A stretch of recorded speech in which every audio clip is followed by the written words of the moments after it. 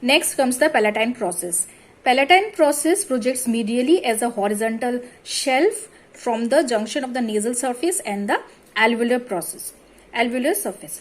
So this has a superior concave surface which forms most of the floor of the nasal cavity, concave inferior surface. Then it has a this is the medial border, and there is a posterior serrated border. This medial border articulates with the palatine process of opposite bone to form the anterior 3/4 of the hard palate. Now this median, it is elevated to form the nasal crest. It is elevated here to form the nasal crest which articulates with the lower part of the vomer bone. So this is articulating with the vomer bone in the median plane. This nasal crest forms the incisor crest anteriorly, and it is projected as the anterior nasal spine at the anterior end. So this is the superior concave surface, medial border, posterior border. Coming to the inferior border, inferior surface, we can see that this inferior surface has many foramina for the passage of the vessels, and there are depressions also. This surface is very uneven because of the depressions for the lodgement of the palatine glands. Now if we see the inferior surface, we can see here this is the inferior surface. So this inferior surface, it is the intermaxillary suture present here, and this is the posterior border with which articulates the horizontal part of the palatine bone. So this is forming the anterior 3/4 of the hard palate.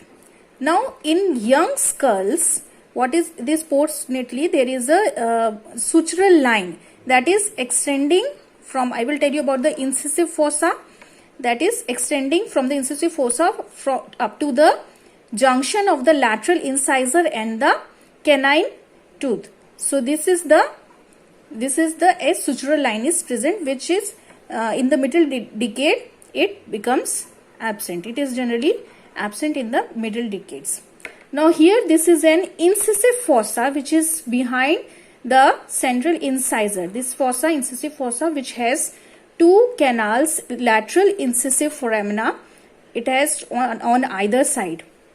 This incisive fossa, this is the, you can see here, this is the incisive fossa which is present in the center at the anterior end of this intermaxillary suture.